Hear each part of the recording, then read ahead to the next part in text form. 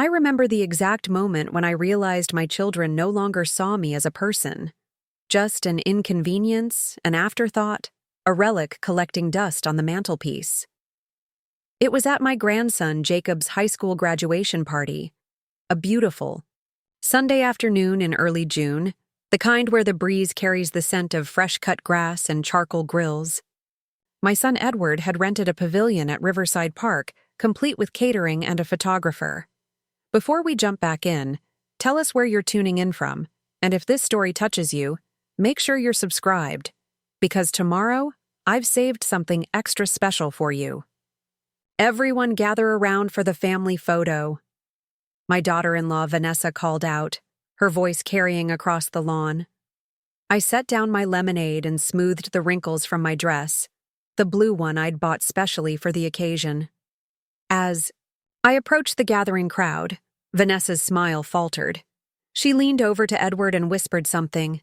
He glanced my way, nodded, then called out, "Mom, would you mind taking the picture? The photographer is busy with the graduate photos." I froze mid-step. But I'm family too. An uncomfortable silence fell. My daughter Regina cleared her throat. "Mother, there are so many of us already. And you know how these photographers charge by the person." "We'll take one with you later," Edward added, not meeting my eyes. But later never came. And as I stood there, camera in hand, watching my children, their spouses, my grandchildren, all smiling as if nothing was wrong, something inside me shifted. In that moment, I decided if they could so easily erase me from the family portrait, perhaps it was time I reconsidered how prominently they figured in my estate plans. What they didn't see coming. They got comfortable with their inheritance far too soon, and realized far too late that my final act wouldn't be one of quiet submission. In the very next breath, I made sure every last one of them understood that I wasn't just an old woman waiting to die. I was Dorothea Pendlewick, and I still had plenty of life left to live. It wasn't always like this. There was a time when my children would have been horrified at the thought of excluding me from anything. I raised Edward and Regina as a single mother after their father, Harrison, passed away from a sudden heart attack. Harrison was only 42, too young to die, too young to leave me with a 7-year-old and a 5-year-old. But grief doesn't negotiate. We lived in a modest 3-bedroom home in Millfield, the mortgage barely manageable on my librarian's salary. I took on evening shifts at the local bookstore, taught piano lessons on weekends, anything to keep food on the table and my children's futures bright. Edward's college applications, Regina's dance recitals, doctor's appointments, school events. I never missed a single one. I was mother and father both, determined that my children would never feel the void Harrison left behind. When Edward graduated from college and secured a position at Westmore Financial, I couldn't have been prouder. And when Regina earned her master's in architecture and joined Skyland Developers, I felt like all those sleepless nights had finally paid off. My children were successful, independent. I'd done my job. What I didn't realize was that once they no longer needed me, they would stop seeing me entirely. The change was gradual, like most heartbreaks are. First came the missed Sunday calls. Then holidays became negotiations. "Mom, we were at your place last Christmas. We should really spend this one with Vanessa's parents." Birthdays remembered with last-minute cards or hurried phone calls between meetings. I told myself it was normal, that they were busy with their own lives, their own families. I didn't want to be that mother, the one who guilts her children into attention. But then Harrison's insurance policy matured, the one he'd taken out when the children were born. The payout, combined with the sale of our family home, now much too large for just me, left me with a sizable estate. Suddenly, my children found time for me again. "Mom, you really shouldn't be living alone at your age," Edward insisted over dinner at his place, a sprawling colonial in Westbrook Hills. "The guest house on our property would be perfect for you.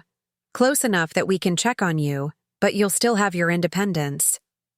What he didn't mention was that having me occupy the guest house would save them the expense of hiring a nanny for their 3 children. I'd become the live-in grandmother, always available for childcare, never inconvenient. Regina had her own suggestions. "Mother, have you updated your will recently? You know Edward will just blow through whatever you leave him on more renovations. For that ridiculous house." I was thinking, since I'm handling all your medical appointments and finances anyway, perhaps it would make sense for me to be the executor. I smiled politely through these conversations, nodding as if considering their words, while inside I wondered when exactly I had transformed from their mother into a resource to be managed, an inheritance to be divided. Then came Jacob's graduation, party, and the family photo incident. It wasn't just being asked to step aside that hurt. It was the casual way they did it, as if my exclusion was the most natural thing in the world.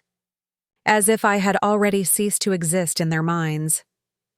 That evening, after everyone had gone home, I sat in my apartment, the sensible one-bedroom I'd moved into at Edward's insistence, though I'd wanted the charming cottage by the lake, and stared at my reflection in the bathroom mirror. Gray had long since claimed my once auburn hair. Lines mapped my face like roads on a well-traveled atlas, but my eyes, those were still the same, still bright, still seeing. I picked up my phone and called Marcus Whitman, my attorney for the past 30 years. "Dorothy," he answered on the second ring, using the nickname only he was allowed to use. "Everything all right?" "I need to make some changes to my will," I said, my voice steadier than I expected. "Substantial ones." There was a pause. "Are you sure? We just updated it last year." "I'm sure. And Marcus? I'd like to keep these changes private for now." Another pause. "Of course. When would you like to meet?" "Tomorrow," I said. "I don't want to wait." The next morning, I walked into Marcus's office with a clarity I hadn't felt in years. We spent 3 hours going through every aspect of my estate plan. By the time I left, my financial future, and what would happen after I was gone, looked completely different. I didn't tell Edward or Regina about these changes. Instead, I started living differently. I sold my sensible apartment and bought that cottage by the lake I'd always wanted, using cash from my personal savings. I adopted a golden retriever from the shelter and named him Harrison, after their father. I joined a local theater group, signed up for watercolor classes at the community college, and booked a 2-week trip to Italy, something Harrison and I had always planned to do. My children were, predictably, aghast. "Mother, have you lost your mind?" Regina demanded when she came to see the cottage. "This place is a maintenance nightmare. The property taxes alone will eat through your savings." "I can afford it," I replied simply. "And a dog? At your age? Who's going to walk it when you can't manage anymore?" I scratched behind Harrison's ears as he leaned against my leg. Preparing and narrating this story took us a lot of time, so if you are enjoying it, subscribe to our channel. It means a lot to us. Now back to the story. I managed just fine. Edward was equally concerned, though his worries took a different form. "Mom, these classes, this trip, you're burning through capital that should be preserved for your later care, or for the grandkids' education." I smiled at him over my cup of tea. "I've made arrangements for my care, Edward, and as for the grandchildren, perhaps you should start a college fund for them. After all, they're your children." His face reddened slightly. "Of course they're my responsibility, but you've always talked about leaving something for them. And I still might, but right now, I'm using my money to live my life." The tension between us grew over the following months. Edward and Regina began checking in more frequently, but their concern always circled back to my spending, my decisions, my apparent recklessness with what they had already mentally designated as their inheritance. Then came Thanksgiving. I'd invited everyone to the cottage, my first holiday as hostess in my new home. I spent days preparing, determined to make it special. I baked Harrison's famous apple pie, set the table with my grandmother's china, and even put up early Christmas decorations to delight the grandchildren. Edward arrived first, with Vanessa and their children. His expression as he entered was critical, assessing, as if he was calculating the value of the furnishings.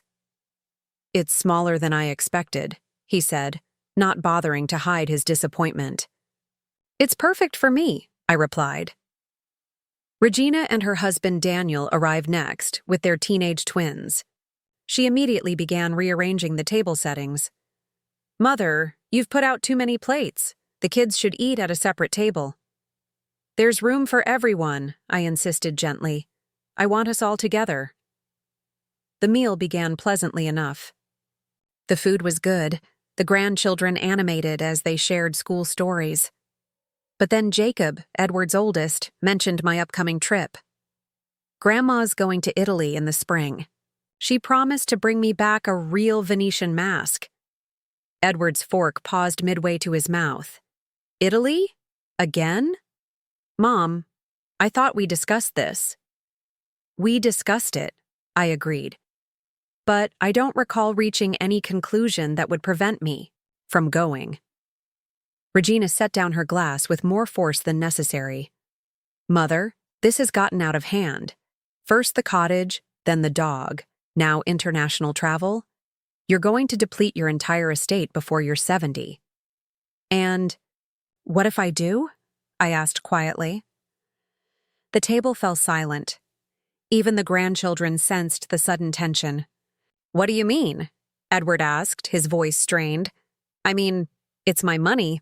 I earned it, I saved it, and now I'm choosing how to use it." "But what about your legacy?" Regina pressed. "What about what you're leaving behind for the family?" I looked around the table at my children and their spouses, at my grandchildren who were watching with wide eyes. Legacy isn't just about money, it's about the example you set, the values you pass down. Edward leaned forward, lowering his voice. "This isn't like you, Mom. You've always been practical, responsible. Now suddenly you're acting like what?" I challenged. "Like I have my own life? Like I matter outside of what I can give to all of you?" "That's not fair," Regina interjected. "We care about you, not just what you can give us." I nodded slowly. Then why wasn't I in the family photo at Jacob's graduation? Another silence, heavier than the first. Edward and Regina exchanged glances. We didn't mean us," Edward stumbled over his words. "It was just easier," Vanessa finally said.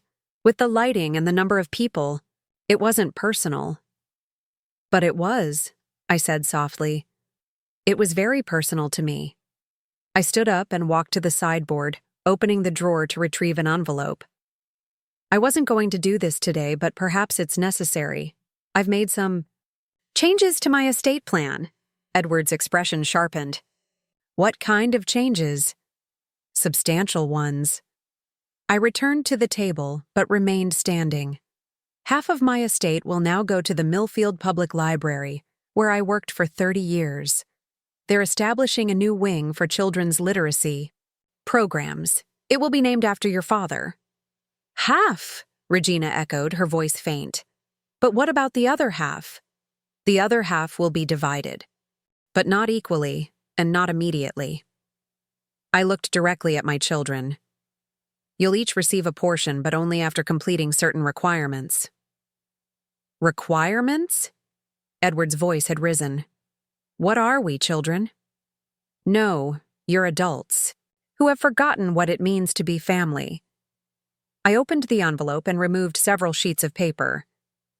"Edward, your portion of the inheritance is contingent upon you spending 1 weekend each month for a full year, volunteering at the BIA, homeless shelter on Pike Street, the one you drive past every day on your way to work." His face paled.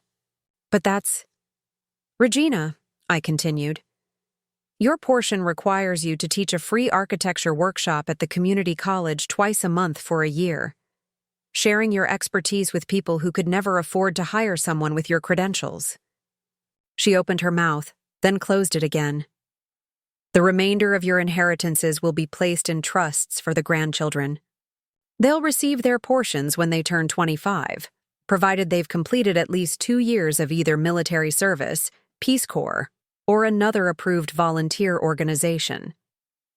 This is ridiculous, Edward finally managed. You can't put conditions on an inheritance. Actually, I can, I said, my voice calm. Marcus assures me it's all perfectly legal. We'll contest it, Regina threatened. You can try. But Marcus has documented everything thoroughly, including the gradual distancing of yourselves from me once you no longer needed my constant support. The family photo incident is just one example. So this is punishment, Edward said bitterly, for not including you in a photo. I shook my head, feeling suddenly tired. No, this is me recognizing that I failed somewhere along the way. I raise children who value what I can give them more than who I am. I looked at each of them in turn. These conditions aren't punishment. They're my final attempt to correct that failure. Daniel, who had been silent until now, cleared his throat. Dorothea, don't you think this is a bit extreme? Edward and Regina love you. We all do. I hope that's true, I said. And if it is, then fulfilling these conditions shouldn't be a problem. After all, the homeless shelter and the community college would benefit greatly from your talents. And the grandchildren would gain valuable perspective from service before receiving a substantial inheritance. The remainder of the meal passed in uncomfortable silence. One by one, they made excuses to leave early. The grandchildren gave me awkward hugs, clearly confused by the tension. As the last car pulled away, I sat on my porch swing with Harrison, at my feet, watching the sunset reflect off the lake. I wondered if I'd gone too far, if I'd irreparably damaged my relationship with my children. But then I remembered how easily they had erased me from that family photo. Not out of malice, but out of something perhaps worse. Indifference. They had stopped seeing me as a person with feelings, desires, a life still worth living fully. The following weeks were quiet. No calls, no visits. Christmas approached, and I decorated my cottage with care, unsure if I would be celebrating alone. I sent gifts to the grandchildren with notes explaining that they were always welcome at my home, regardless of what their parents might be feeling. Then, 3 days before Christmas, there was a knock at my door. Edward stood on my porch, his expression unreadable. "May I come in?" he asked. I nodded, stepping aside. Harrison greeted him with enthusiastic tail wagging, which Edward acknowledged, with a distracted pat. We sat in the living room, the Christmas tree lights casting colorful shadows across the floor. For a long moment, neither of us spoke. "I went to the homeless shelter," he finally said. I looked up, surprised. "You did?" He nodded. "Last weekend. I thought, I wanted to see what was so important about this place that you'd make it a condition of my inheritance. And?" He ran a hand through his hair, a gesture so like his father it made my heart ache. "I met a man there, about my age. He used to be a financial analyst just like me. Had a family, a home in the suburbs. Then his wife died of cancer, medical bills piled up, he started drinking." Edward's voice trailed off. "He could be me, Mom, if things had gone differently." I waited, sensing there was more. "I keep thinking about what you said at Thanksgiving, about legacy not just being money." He met my eyes. "Dad didn't leave us money. He left us you, and you gave us everything, your time, your energy, your whole life. And somehow we started taking that for granted." Tears pricked at my eyes, but I held them back. "I never wanted gratitude, Edward. I just wanted to be seen. I know that now." He looked around the cottage, really seeing it for the first time. "This place suits you. It's warm, inviting, like you." "Thank you." He hesitated. I told Regina about the shelter. She's still angry about the will, but I think she'll come around. And you? I asked. Are you still angry? I was never angry, Mom. I was scared. His voice dropped. I've been so focused on building security for my family that I forgot. What makes us secure isn't wealth. It's knowing we matter to each other. I reached out and took his hand. You've always mattered to me, Edward. That never changed. I know, he said, and I'm going back to the shelter next month. Not because of the inheritance, but because that man I met, he needs someone to see him too. On Christmas Day, both Edward and Regina came with their families. There was still tension, still wounded pride on Regina's part. But there was also laughter, genuine conversation. When it came time for photos by the tree, Vanessa handed the camera to Daniel. Everyone gather around Dorothea, she instructed. It's her home. She should be central. As my family arranged themselves around me, I felt something shift again. Not the bitter realization from Jacob's graduation, but something warmer, more hopeful. I had no illusions that one holiday would heal everything, that my children had completely changed their perspective overnight. But it was a beginning. Later, as the grandchildren played with their new gifts and the adults chatted over coffee, Regina sat beside me on the couch. I called the community college, she said quietly. They're interested in the architecture workshop. We're meeting in January to discuss details. I smiled. The students will be lucky to learn from you. You're very talented. She fiddled with her coffee cup. I'm still not happy about the will, Mother. I know, but I understand it better now. She gave me a sidelong glance. Edward said you weren't punishing us, that you were trying to teach us something important. I was trying to remind you of who you are, I said, who we raised you to be. She nodded slowly. I remember when I was little, and Dad was still alive, how he used to say that what we do for others is the only true measure of our worth. He believed that deeply. I forgot, she admitted. Somewhere along the way, I started measuring worth differently. As my children prepared to leave that evening, Edward pulled me aside. Mom, about Italy. I've been thinking. Why don't I come with you? Just the two of us. We could visit those places Dad always talked about. The offer caught me off guard. What about work? He smiled. Work will still be there when we get back. This is more important. Regina overheard and stepped closer. If Edward's going, I want to come too. Daniel can watch the twins for a couple of weeks. I looked between my two children, these adults I had raised who were finally beginning to see me and themselves clearly again. I'd like that very much. After they left, I sat on my porch swing with Harrison, watching as the Christmas lights reflected off the snow.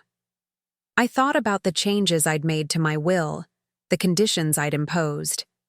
They had been born of pain, of feeling erased from my own family's picture. But perhaps they had served a greater purpose than I'd intended. My children were not perfect. Neither was I. We would still have disagreements, moments of frustration, times when we disappointed each other. But something fundamental had shifted. They were beginning to understand that my worth, and theirs, wasn't tied to what we could give each other, but to who we were together. As for the inheritance, I decided I would keep the new terms in place. Not as punishment, but as reminder. A reminder that the true legacy we leave behind isn't measured in dollars and cents, but in the lives we touch, the service we render, the love we share. I am Dorothea Pendlewick. I am 72 years old. I have gray hair and laugh lines and arthritic knees. I have made mistakes and tried to correct them. I have loved fiercely and been hurt deeply. I have mourned and celebrated, failed and succeeded. And I am not finished yet. Not with living, not with loving, not with learning. What they didn't see coming was that in trying to exclude me from the picture, my children forced me to reframe my entire life. And in that new frame, I found not just myself again, but a way to help them find themselves too. After all, the greatest inheritance I could leave them was never money. It was the understanding that every life, at every age, has value beyond measure, including their own. The winter after that Thanksgiving revelation stretched long and gray, but within that uncertain season, unexpected warmth began to blossom.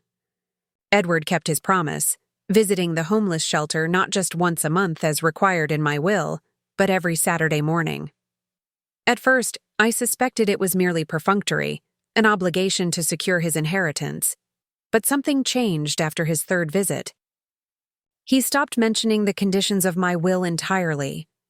Instead, he would call with stories about the people he'd met, a former English professor who could recite Shakespeare from memory, a young woman who'd fled domestic violence with nothing but her guitar and the clothes on her back, a veteran who'd served in Afghanistan and now couldn't bear to sleep indoors.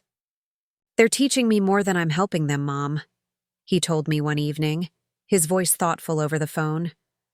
"I spent my entire career thinking I understood risk and security, but I had no idea how quickly it all could vanish." Regina's journey was more complicated. Unlike Edward, who had found unexpected fulfillment in his service, my daughter approached her architectural workshops at the community college with rigid professionalism. Each session was meticulously planned, each handout perfectly designed.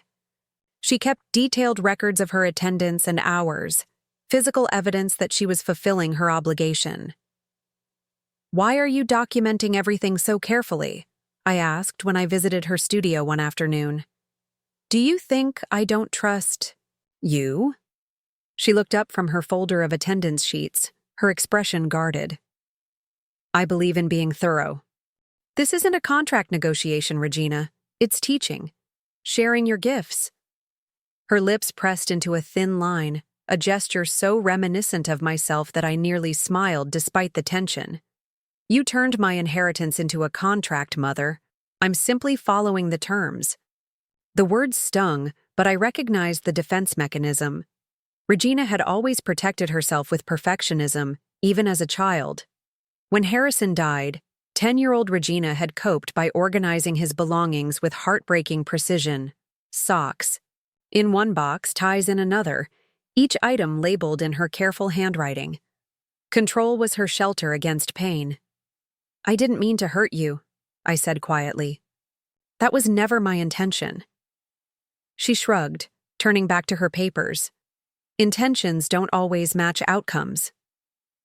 As January melted into February, I immersed myself in preparations for my trip to Italy. I purchased guidebooks, studied Italian, phrases, and mapped out the places Harrison and I had always dreamed of visiting.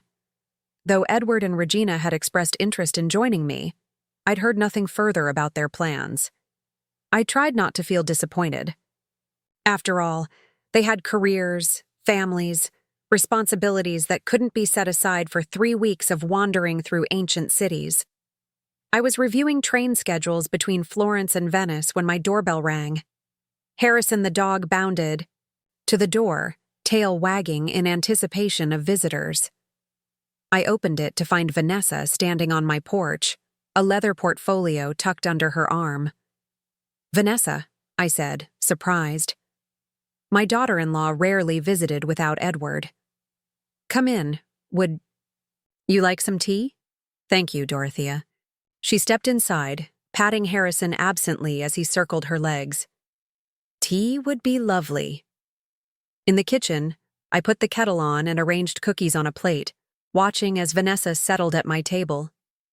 Something in her demeanor seemed different, less polished, more tentative than her usual confident self. "Edward mentioned you've been planning your Italy trip," she said as I set the tea service down. "Yes, though it's still a few months away." I poured for both of us, adding a splash of milk to hers as she preferred. "Spring in Tuscany is supposed to be magnificent." She nodded, fidgeting with the corner of her portfolio. "That's actually why I'm here." She opened the leather case and removed several documents, sliding them across the table. "These are for you." I glanced down at the papers, then looked up in confusion. "What are these?" "Itineraries, hotel reservations, museum passes." She tapped the topmost page. "Edward and I have been working on it for weeks. We wanted to surprise you." My fingers trembled slightly as I picked up the documents. Each page detailed a different aspect of the trip: accommodations in small, charming hotels rather than impersonal chains, tickets for concerts in centuries-old churches, dinner reservations at family-owned trattorias off the tourist path. "This is extraordinarily thoughtful," I said, genuinely moved. "But you didn't need to go to such trouble." Vanessa's expression softened. "Actually, we did." She hesitated, then continued. "When Edward started volunteering at the shelter, something changed in him. He'd come home quieter, more reflective. One night, he told me about a man there who'd lost contact with his daughter years ago. The man kept her picture in his wallet, this faded school photo from when she was maybe 12. Vanessa's eyes glistened. "Edward said, 'I don't want to be that father. And I don't want Mom to be that mother either, carrying old pictures of us because the new ones don't include her.'" I swallowed hard against the sudden tightness in my throat. "So we decided," Vanessa continued, "that this trip shouldn't just be about checking off destinations on a bucket list. It should be about making new memories, taking new photos, ones where you're not behind the camera, but in the center of the frame." "We?" I asked softly. "Does that mean—" "Edward has already arranged time off work. Regina and Daniel are joining for the Tuscany portion. The twins have exams, so they can't miss too much school." She smiled. "It's all in the itinerary. We thought you might want to see what we've planned, in case you want to make changes." I looked down at the papers again, noticing details I'd missed.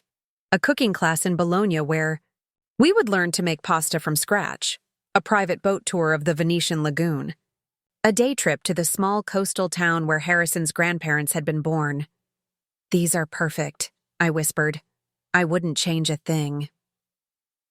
After Vanessa left, I sat on my porch swing, watching the winter sun sink below the tree line, casting the frozen lake in shades of pink and gold. Harrison rested his head on my lap, his warm weight comforting against the February chill. I thought about what Vanessa had said, about making new memories, taking new photos. It wasn't just about being included in pictures, I realized. It was about being seen, truly seen, not as an obligation or an afterthought or even a source of inheritance, but as a person still very much alive, still creating, still part of the ongoing story of our family. The realization brought both joy and a sharper edge of sorrow for the years when I hadn't been seen. But perhaps those years had been necessary too, to bring us all to this moment of greater clarity. My phone chimed with a text from Regina. "Coming by tomorrow to discuss Italy details. Also, need your opinion on something for the workshop. My students want to design homeless shelters. Edward's influence, I assume." I smiled at the screen. My children were still finding their way. Back to themselves, back to each other, back to me. It wasn't a straight path. But when had family ever been simple?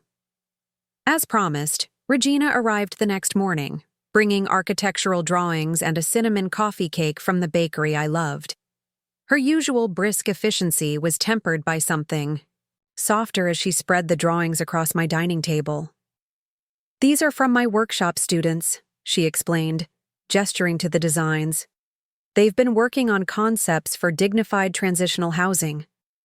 I studied the sketches with genuine interest. They showed thoughtful, innovative approaches to a difficult challenge, spaces that offered privacy, security, and a sense of home, however temporary. "These are remarkable," I said. "Your students are quite talented." Regina nodded, a hint of pride crossing her features. "They're mostly working adults, people who could never afford traditional architecture programs." a nurse who sketches hospital layouts in her spare time, a carpenter who's been building houses for 30 years but never had the chance to design one. They're lucky to have you as a teacher. She didn't acknowledge the compliment directly, but her shoulders relaxed slightly. One of them asked if we could make these designs real, find a way to actually build one of these concepts. And what did you tell them? That it would require funding, land, permits. She hesitated, but that I would look into possibilities. I hid my smile behind my coffee cup. This was so typically Regina, presenting the practical obstacles first, while already considering how to overcome them. Your firm has connections with developers, I suggested. Perhaps one might be interested in a project with social impact. She nodded, already scribbling notes. I've scheduled meetings with 2 of them next week. Then she glanced up, her expression uncertain. Do you think this is what Dad would have wanted? Using architecture this way? The question caught me off guard. Regina rarely spoke about Harrison anymore. The loss had been particularly acute. For her, the daddy's girl suddenly without her champion. Your father believed that every skill we possess is a tool for making the world better, I said carefully. He would be immensely proud to see you teaching others, using your expertise to address real needs. She was quiet for a long moment, tracing the outline of one of the drawings with her fingertip. I remember when I was 8 and Dad took me to that new library downtown, the one with the glass dome and reading nooks built into the walls. He told me that buildings could change how people feel, how they interact, how they see themselves in the world. She looked up, her eyes bright with memory. I decided that day I wanted to be an architect. I remember, I said softly. You came home and built a model library out of shoeboxes and construction paper. Harrison displayed it in his office for years. Did he? She seemed surprised. I didn't know that. There were many things your father did that you didn't see, little ways he supported and celebrated you both. I reached across the table to touch her hand. Just as there were many things I did that went unnoticed. Regina's expression faltered. I know that now, she admitted quietly. My students. They talk about their families, their struggles. Most of them are parents themselves, juggling so much to pursue this dream. It's made me think about all you managed alone after Dad died. I wasn't special, Regina, just a mother who loved her children. But that's just it. She met my gaze directly. You were special. You are special. And somewhere along the way, I stopped seeing that. The admission hung between us, fragile and precious. I didn't rush to fill the silence with reassurances or absolution. Some moments need to be felt completely, without dilution. Finally, Regina straightened her drawings with deliberate care. About the Italy trip. Edward mentioned you're planning to visit Dad's ancestral village? Yes, it's on the Ligurian coast. Quite small, probably not much to see, but it felt important. I've been researching it, she said, surprising me again. There's a family records office in the town hall. We might be able to find documents about great-grandparents, maybe even further back. You'd be interested in that? I asked carefully. I would. She hesitated, then added, I want my children to know where they come from. All of it. Not just the success stories, but the struggles too. The choices that led us here. I thought of the family photo from which I'd been excluded, and how that small but painful moment had led to this conversation. To my daughter reconnecting not just with me, but with her own history, her own values. That sounds perfect, I said. As winter gave way to early spring, the change in my children became more pronounced. Edward invited me to dinner at his home, but instead of the formal dining room where we usually gathered, he suggested a simple meal in the kitchen. When I arrived, I found him chopping vegetables, sleeves rolled up, classical music playing softly in the background. The kids are at Vanessa's parents' tonight, he explained, handing me a glass of wine. I thought we could just talk. I watched as he moved around the kitchen with surprising confidence, preparing a risotto with the focused attention he usually reserved for financial spreadsheets. "When did you learn to cook like this?" I asked. He smiled, a flash of boyish charm I hadn't seen in years. One of the men at the shelter, Carlos, was a chef before his restaurant closed during the pandemic. He's been teaching a few of us on Wednesday nights. He stirred the risotto, adding a ladle of broth. It's become this whole thing now, weekly cooking lessons in the shelter kitchen. "That's wonderful, Edward." He nodded, his expression thoughtful. "It started as just a way to help out, teaching job skills, you know? But it's become something else. Carlos says cooking is about patience, about transformation, taking simple ingredients and creating something greater than their sum. He looked up, meeting my eyes. Reminds me of parenting in a way." The comparison was so unexpected, so insightful that I felt my throat tighten with emotion. This was a side of Edward I hadn't seen in decades. The reflective, sensitive boy who had gradually disappeared beneath layers of ambition and responsibility. Over dinner, he told me more about his work at the shelter, about the community that was forming there. "We're looking at developing a transitional housing program," he said. "Something more substantial than emergency beds." "That sounds like something Regina might be interested in," I remarked. "Her students have been designing similar concepts." Edward's eyebrows rose in surprise. "Really? She hasn't mentioned it?" "Perhaps you should ask her," I suggested. "It seems like an opportunity for collaboration." He considered this, nodding slowly. "I will. It's been a while since Reg and I worked on something together." He smiled ruefully. "Probably not, since that disastrous treehouse we tried to build for her twins." I laughed, remembering the lopsided structure that had prompted Regina to hire a professional carpenter to rescue the project. "You two have always had different approaches, but different doesn't mean incompatible." "No, it doesn't," he agreed. Then, with characteristic directness, he added, "Mom, I need to tell you something.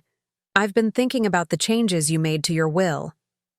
I set down my fork, preparing myself for more conflict. "Yes?" "I want you to keep them in place. The conditions, the library donation, all of it." This was not what I had expected. "You do?" He nodded firmly. "When you first told us, I was angry. Felt like you were treating us like children who needed to be taught a lesson." He refilled our wine glasses, gathering his thoughts.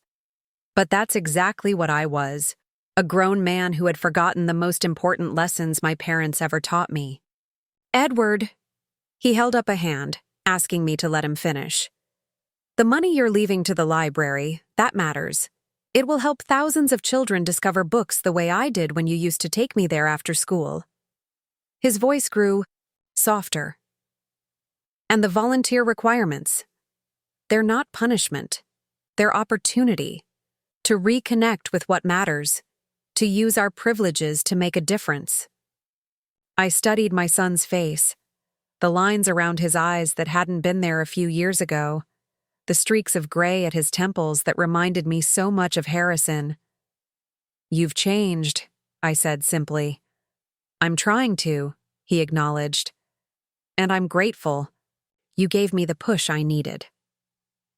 The weeks leading up to our Italy trip passed in a flurry of preparation and unexpected moments of connection. Regina called to ask if I would speak to her architecture students about the historic buildings of Tuscany. Edward invited me to help prepare a special dinner at the shelter, where I taught Harrison's recipe for beef stew to a group of men eager to learn cooking skills for future employment. Vanessa organized a shopping trip for travel essentials, insisting I needed comfortable walking shoes and a quality camera, so you can take pictures of us for a change. Daniel, Regina's husband, spent a Saturday installing safety features in my cottage, grab bars in the bathroom, motion-sensing lights along the pathway to the door, not because he thought me incapable, but because, as he put it, "We want you to enjoy this place for many years to come. Even my grandchildren became more present in my life. Jacob, now in his first year of college, began calling weekly to discuss the European history course he was taking in preparation for our trip. Regina's twins helped me create a digital scrapbook of family photos, including many I'd forgotten. Existed. Snapshots of beach vacations, holiday gatherings, ordinary moments that strung together told the story of our family. "Look at this one, Grandma," 15-year-old Lily said, pointing to a faded Polaroid of Regina as a toddler, sitting on Harrison's shoulders at a park. "Mom looks so happy." "She was," I said, smiling at the memory. "Your grandfather used to call her his sky girl, because she always wanted to be lifted up to see everything from above." "Is that why Mom became an architect?" Lily asked. "To design tall buildings?" I'd never considered the connection before, but it made a certain poetic sense. Perhaps it was. Sometimes our earliest joys shape our deepest purposes. The night. Before our departure for Italy, I couldn't sleep.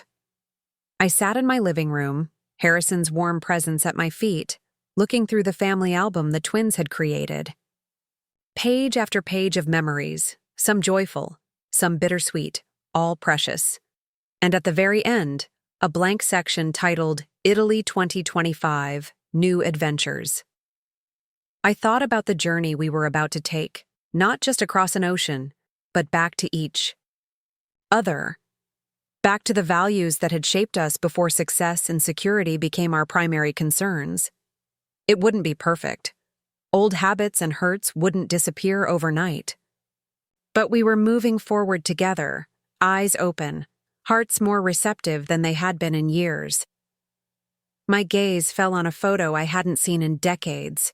Harrison holding newborn Edward, while 3-year-old Regina peered curiously at her baby brother. Harrison's expression was one of pure wonder, a glimpse of the father he would become in the few precious years he had left. "We did all right, didn't we?" I whispered to his image. "They lost their way for a while, but they're finding it again." And in that quiet moment, surrounded by memories and anticipation of new ones yet to be made, I felt a profound sense of peace. Not because my children had completely transformed overnight, nor because our family had been magically healed of all its fractures, but because we were all, in our own ways, learning to see each other clearly again, as flawed, complex individuals worthy of love and respect, not just for what we could provide, but for who we truly were. Italy awaited us, its ancient cities, and timeless landscapes the perfect backdrop for a family rediscovering itself. And when we stood together for photos in the piazzas of Rome, the hillsides of Tuscany, the canals of Venice, I would be there in the center of the frame. Not because I had demanded it, but because they had invited me back into the picture. The family photo that had started this journey, the one from which I'd been excluded, now seemed like a distant memory, important not for the hurt it had caused, but for the healing it had ultimately inspired. Sometimes, I reflected, it takes a moment of painful clarity to illuminate the path forward. As dawn broke over the lake, casting my cottage in the gentle light of a new day, I finally felt ready for sleep. Tomorrow would bring the beginning of our journey, not just to Italy, but toward becoming the family we were always meant to be. A family that honors its past while creating its future. A family that sees and celebrates each member, regardless of age or circumstance. And for me, Dorothea Pendlewick, 72 years young, with Harrison's golden retriever namesake snoring softly beside me and a suitcase packed for adventures yet to come. This was not an ending, but a beautiful, unexpected second beginning. Italy embraced us with ancient arms of stone and sunlight. Our first morning in Rome dawned with perfect clarity, the spring air carrying the scent of espresso and fresh bread from the cafe below our hotel windows. I woke before the others, drawn to the small balcony overlooking a courtyard where an elderly man was carefully sweeping the cobblestones, pausing occasionally to exchange greetings with early morning passers-by. There was something in his unhurried movements, his evident pride in this small corner of the world that reminded me of my late husband. "You would have loved this, Harrison," I whispered, leaning against the wrought iron railing. The rising sun cast long shadows across the weathered buildings, their terracotta and ochre facades glowing with a warmth that seemed to reach across centuries. A soft knock at my door interrupted my reverie. Regina stood in the hallway, already dressed, in comfortable walking shoes and a light jacket, her usually sleek hair pulled back in a casual ponytail. The sight was so unlike her customary polished appearance that I momentarily faltered. "Too early?" she asked, misinterpreting my surprise. "Not at all," I replied, stepping aside to welcome her. "I've been up watching the neighborhood wake." She joined me on the balcony, her posture relaxing as she took in the scene below. "It's nothing like Boston, is it? Everything here feels so lived in." I nodded, understanding exactly what she meant. The buildings surrounding us had weathered wars, plagues, revolutions, had witnessed countless human dramas unfold beneath their windows. Yet they remained, steadfast and dignified, embracing each new generation. "Dad would have spent hours just sketching these streets," Regina said quietly, and I felt a small surge of joy at her willingness to speak of Harrison so naturally. "Remember how he always carried that little notebook? He filled dozens of them," I confirmed. "I still have them all." She turned to me, eyes widening slightly. "You do?" I thought, when we cleared out the house. "I couldn't part with them," I admitted. "They're in a cedar chest at the cottage. His handwriting, his drawings, they were too precious to let go." Regina was silent for a moment, her gaze returning to the courtyard below. "I'd like to see them someday, if that's all right." "Of course," I said simply, not trusting myself with more words. We stood together in comfortable silence until Edward and the others joined us, and our first day in Rome began in earnest. Edward had arranged for a local guide, not one who would rush us through crowded tourist sites, but a university professor of art history who specialized in the hidden corners of the Eternal City. Professor Bianchi was a small, vibrant woman in her 60s, with silver-streaked black hair and quick, expressive hands. "Rome reveals herself slowly," she told us as we walked. "The greatest treasures are often the ones you discover when you're not looking for them." She led us down narrow side streets and through forgotten courtyards, showing us ancient columns incorporated into medieval buildings, Renaissance fountains tucked away in quiet piazzas, and tiny chapels with masterpieces that never made the guidebooks. Throughout the day, I noticed my children absorbing the experience differently than they might have months ago. Edward, normally impatient with sightseeing, listened attentively to Professor Bianchi's stories about the families who had shaped Rome's destiny. Regina, who would typically focus on architectural details, seemed equally interested in the human histories behind the buildings. At a small trattoria for lunch, tucked away from the tourist crowds, Vanessa insisted on taking a photo of me with both my children. As we posed together beneath a pergola draped with flowering vines, I felt Edward's arms secure around my shoulders, Regina's hand resting lightly on mine. "Smile, Mom," Edward said softly, and the simple request, so different from being asked to step behind the camera, brought warmth to my chest. After lunch, as we wandered through an ancient neighborhood, Jacob fell into step beside me. "Grandma, can I ask you something?" "Of course, dear." He hesitated, glancing ahead to where his parents walked with Regina and Daniel. "The conditions in your will, about volunteer service before getting my inheritance, did you really mean that?" The question caught me off guard. I hadn't considered how my grandchildren might view the changes I'd made. "I did," I answered. "Honestly." "Does that upset you?" Jacob shook his head slowly. "Actually, I think it's kind of brilliant." "You do?" He nodded, his expression thoughtful. "In my economics class, we're studying how wealth transfers between generations, the Professor talked about how inheritances without purpose can sometimes do more harm than good. I raised an eyebrow. And what do you think? I think... He paused, choosing his words carefully. I think money is just a tool. It can build things or destroy them, depending on who's holding it and why. He glanced at me. Dad's different. Since he started working at the shelter. Happier, somehow. Less stressed, even though he's doing more. I squeezed his arm gently. That's very perceptive, Jacob. So yeah, he continued. I think it's right, making us earn it through service. It's like you're teaching us what the money is actually for. From the mouth of babes, I thought, amazed at the wisdom in my grandson's words. At 19, he already understood something it had taken me decades to fully grasp, that wealth is not merely something to be accumulated, but a responsibility to be wielded thoughtfully. That evening, after a dinner of pasta and local wine, we gathered in the hotel's courtyard garden. The night air was soft with spring, and small lights twinkled in the trees overhead. Edward had brought his laptop to show us the pictures from our first day, projecting them onto a white wall. Image after image appeared, the 7 of us exploring ancient streets, laughing over lunch, gazing up at forgotten masterpieces. And in each one, I was there, sometimes at the center, sometimes at the edge, but always present. Always part of the story being told. One photo in particular caught my breath. Regina and I standing before a Renaissance painting of a mother and daughter. The resemblance between us in the photo, the same slight tilt of the head, the same thoughtful expression, mirrored the subjects in the ancient artwork.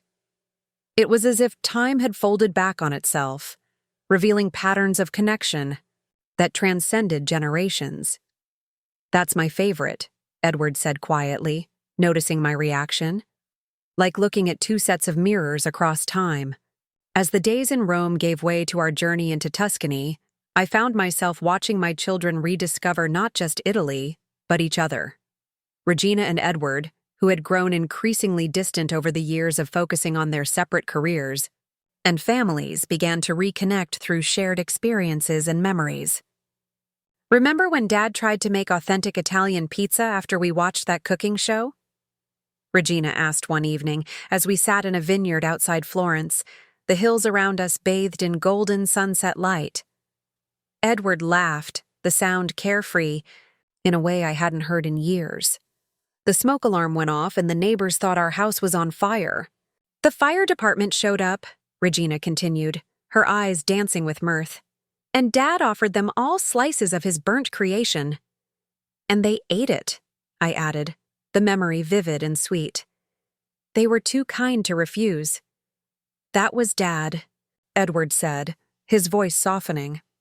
He could charm anyone.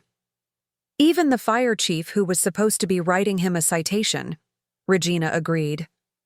As they traded stories back and forth, some I remembered well, others that were new to me, glimpses of sibling experiences I hadn't been privy to, I felt a profound sense of gratitude.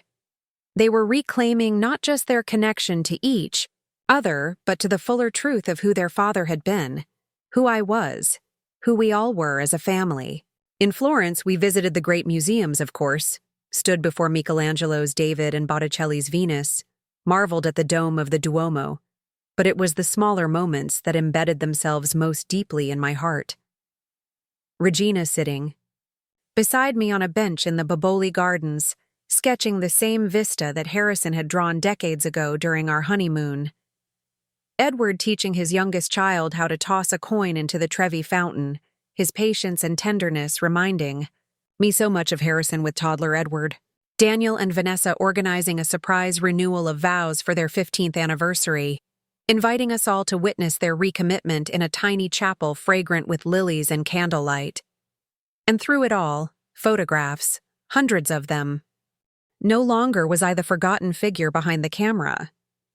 Now, Edward's oldest, Jacob, had taken on the role of family documentarian, his artist's eye capturing moments both grand and intimate.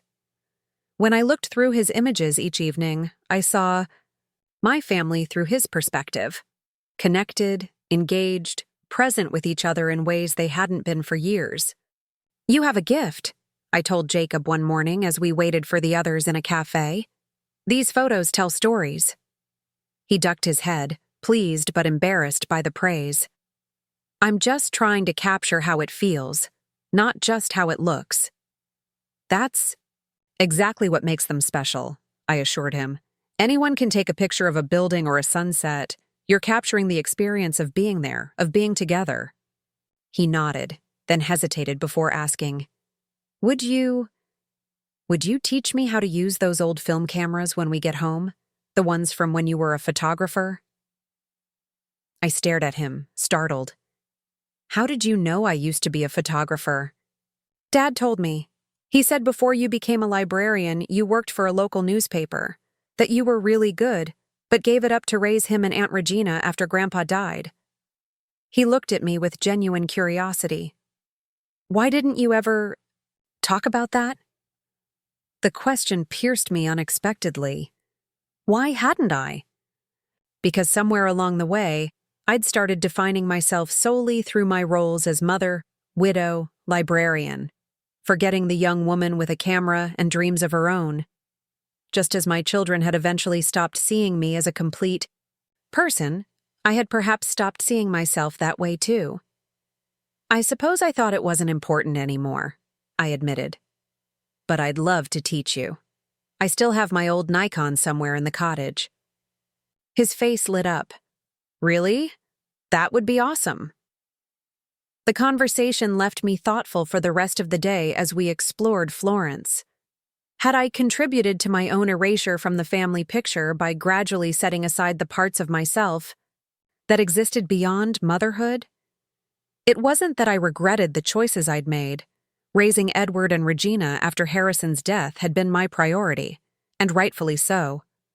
But perhaps I had allowed those roles to consume me so completely that, when my children no longer needed me in the same way, I was left without a clear sense of who I was apart from them.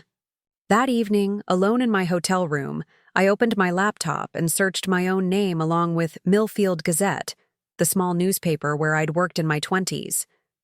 To my surprise, several results appeared, digitized archives from the local Historical Society. I clicked on the first link, and there it was, a photo credit beneath a striking black and white image of civil rights protesters marching through our town square in 1968. Photograph by Dorothea Pendlewick. I spent the next hour scrolling through more archives, rediscovering my own work. Documentation of town meetings, school events, local personalities, moments of community triumph and struggle. The young woman who had captured these images had been passionate, observant, connected to her community in a way that went beyond mere documentation. She had seen people, truly seen them, and preserved their dignity and humanity through her lens. When had I stopped seeing myself with that same clarity and compassion? The question followed me into our next destination, Venice, city of water and light, of reflections and illusions. As our water taxi carried us along the Grand Canal, past palaces that seemed to float on the lagoon's surface, I found myself studying the play of sunlight on the ancient facades, the way reality and its reflection merged and separated with each ripple of water. "It's like the city is having a conversation with itself," I murmured, not realizing I'd spoken aloud until Regina, seated beside me, responded. "That's exactly it," she said, her gaze following mine across the water. "The reflection both is and isn't the building. It's a kind of dialogue between what's solid and what's fluid." I looked at my daughter with fresh appreciation. Despite the professional distance she often maintained, there was a poetic soul beneath her practical exterior, one that I hadn't acknowledged often enough. "You see beauty in structure," I observed. "That's a rare gift." She seemed startled by the comment, then thoughtful. "I suppose I do, though lately I've been thinking more about the purpose of structure, how buildings shape the lives within them." She hesitated. "Those homeless shelter designs my students created. I've been talking to investors about actually building one. Regina, that's wonderful. She nodded, a mixture of excitement and uncertainty in her expression. It's different from the commercial projects I usually work on.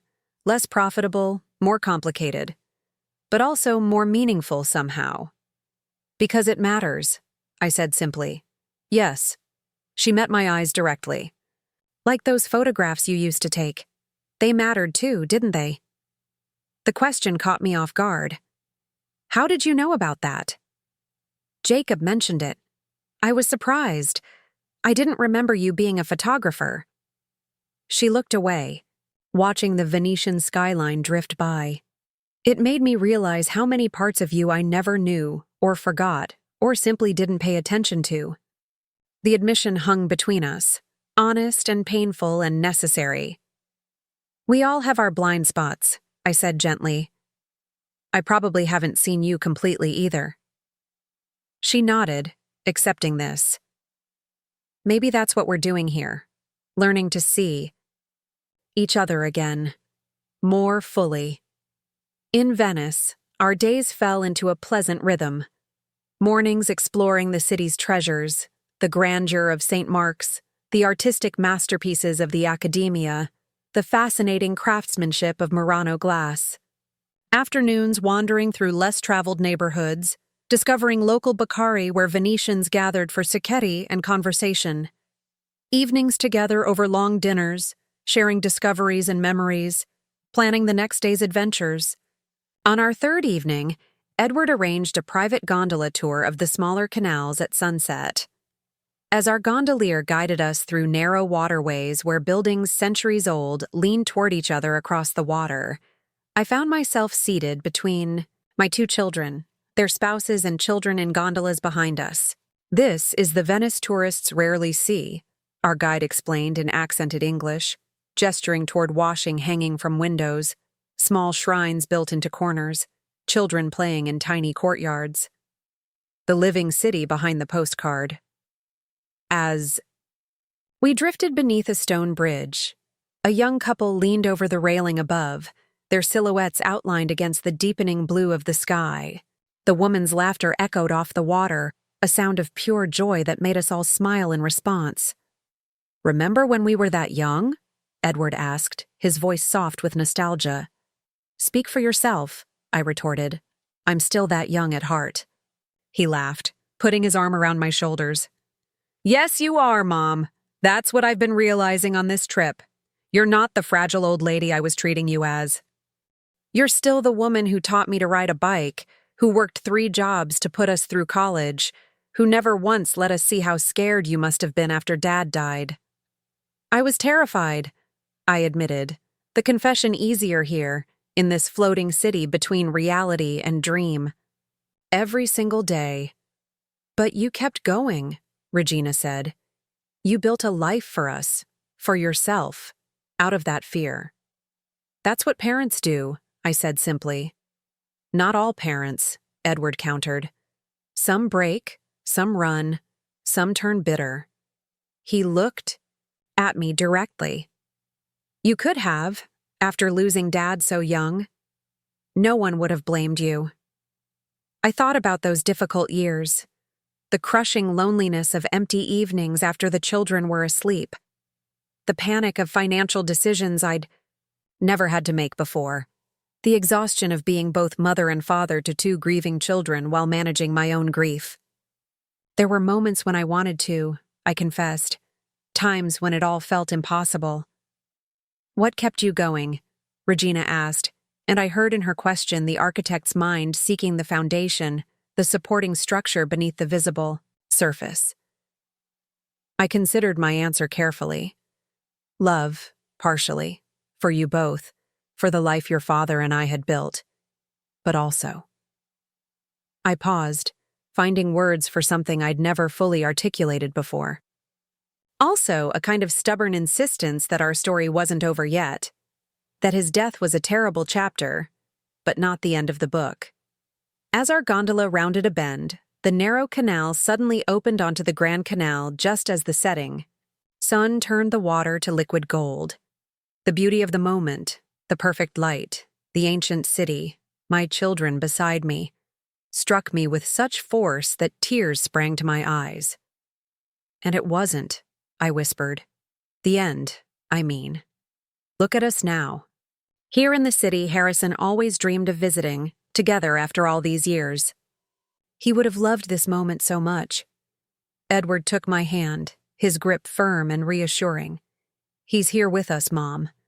In the stories we've been sharing, in the way you raised us, in who we all became because of him, and because of you. Our gondolier, sensing the emotional weight of the moment, began to sing softly. An old Venetian love song that seemed to rise from the water itself, a melody that had echoed through these same canals for generations. As his voice carried across the water, I looked back at the gondolas behind us, where my grandchildren were leaning forward, captivated by the music and the moment. This, I thought, is what legacy truly means. Not just what we leave behind in wills and trusts, but what lives on in memories shared, values transmitted, moments of beauty experienced together. And in that understanding, I found a peace that had eluded me since that first excluded family photo had revealed how invisible I had become. Here, reflected in the waters of Venice and in the eyes of my family, I was seen completely. My past, my present, and the future that still stretched before me, full of possibility. The final leg of our Italian journey brought us to the small coastal village of Portovenere, the place where Harrison's grandparents had lived before emigrating to America in the early 1900s. Unlike Rome's grandeur, Florence's artistic splendor, or Venice's ethereal beauty, Portovenere offered a different kind of magic, the authentic rhythm of life in a seaside town largely untouched by time. Our hotel perched on a cliff overlooking the Mediterranean, its terrace providing views that stretched across the sparkling azure water to distant islands. On our first morning, I woke early and slipped out onto the balcony, breathing in the salt-laden air and watching fishing boats return with their morning catch. Far below, an older woman dressed in black swept the steps outside her door, pausing occasionally to exchange words with neighbors beginning their day.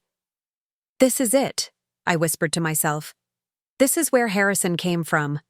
I could feel him, here more strongly than anywhere else we'd visited. Not in grand monuments or famous artworks, but in the character of this place and its people. The unhurried pace, the emphasis on quality over quantity, the deep reverence for both tradition and beauty. All the traits I had loved most in my husband seemed embodied in this small village clinging to the edge of the sea. After breakfast, we set out to explore the narrow streets that wound between colorful buildings stacked against the hillside. Our first destination was the town hall, where Regina had arranged an appointment with the local records office. The building was modest, but well-maintained, its interior cool and quiet compared to the warming spring day outside. The archivist, who greeted us, a dignified man named Signor Rossi, seemed genuinely pleased by our interest in our family connections. Pendlewick, he mused, rolling the unfamiliar surname around in his mouth. Ah, but the original name was Pendolini, yes? Many names changed when families crossed the ocean. Edward nodded. Our grandfather mentioned that once. The immigration officers at Ellis Island simplified it. Americans, Signor Rossi said with a good-natured sigh.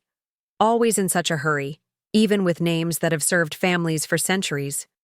But his eyes twinkled as he spoke, taking any sting from his words. Come, I have prepared some documents for you to examine. He led us to a small reading room where several leather-bound volumes and folders of yellowed papers were arranged on a large table. With reverent hands, he opened the first book to a marked page. Here, he said, pointing to an entry written in faded ink. The marriage record of Giuseppe Pendolini and Maria Conti, 1897. These would be your great-grandparents, yes? I leaned forward, my heart quickening at the sight of the graceful handwriting recording this moment from over a century ago. Harrison's grandparents, I confirmed. They came to America just after their first child was born. Signor Rossi nodded, turning to another document. And here is the birth record of that child, Antonio Pendolini, born January 12th, 1898. He glanced up. Your husband's father?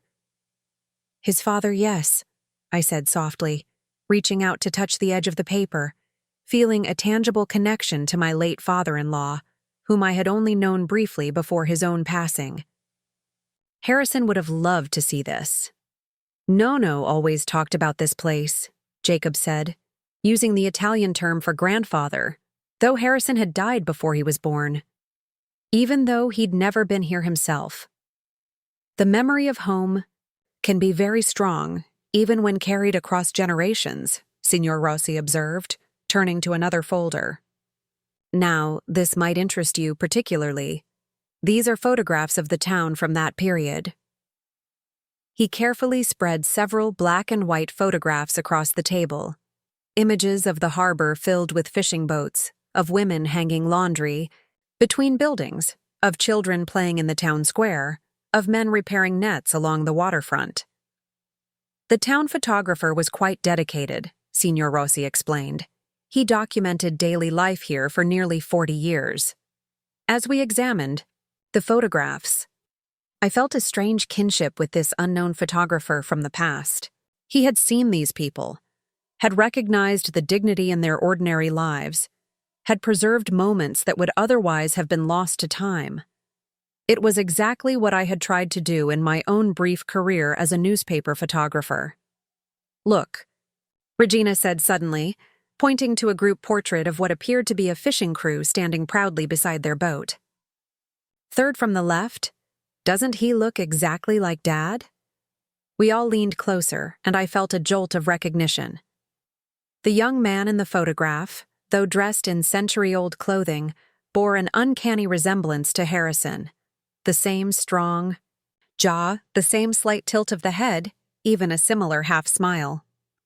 Giuseppe Pendolini with his crew, 1896, Signor Rossi read from the caption. So this would be your husband's grandfather. The resemblance is remarkable, Edward said, his voice hushed with wonder. It's like looking at Dad as a young man. Blood speaks across generations, Signor Rossi nodded sagely. In face, in gesture, in character. This is why family is so important.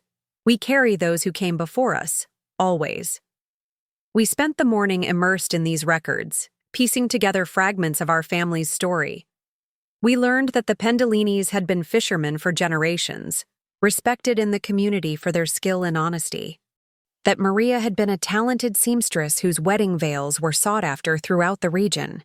That they had left Italy reluctantly, driven by economic necessity rather than desire for adventure. They maintained connections here for many years, Signor Rossi told us, showing letters that had been preserved in the town archives.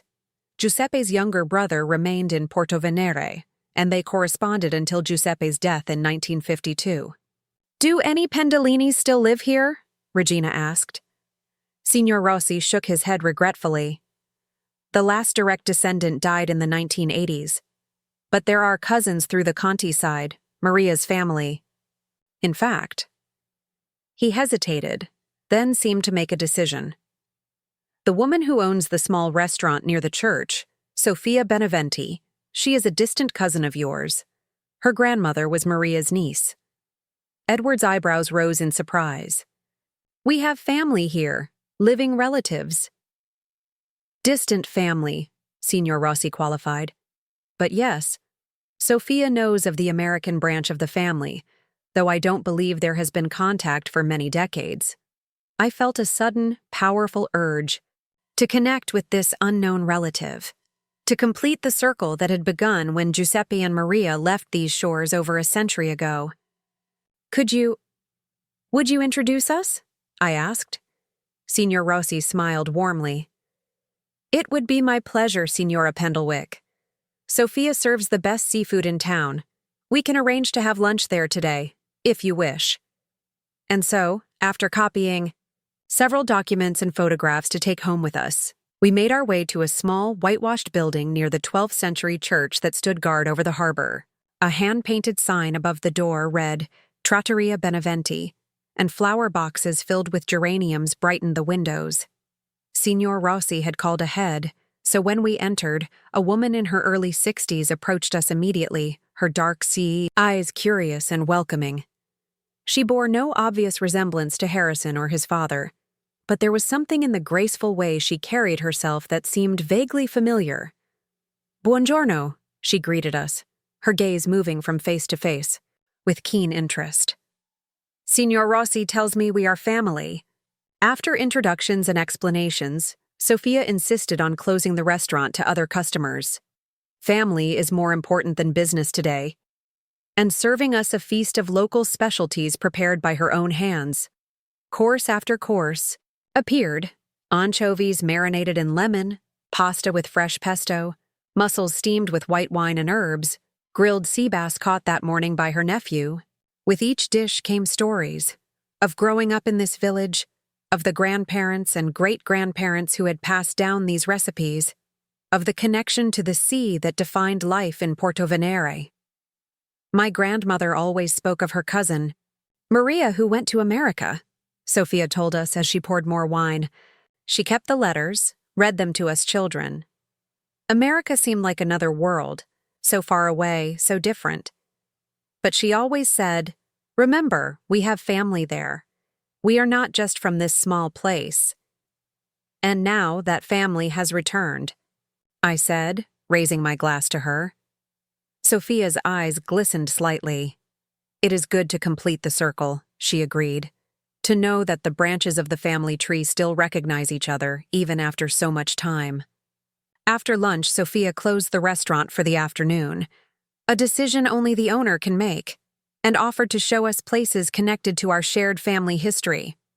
She led us through winding streets to a small house where Giuseppe and Maria had lived before emigrating, now owned by tourists from Milan who used it as a summer home.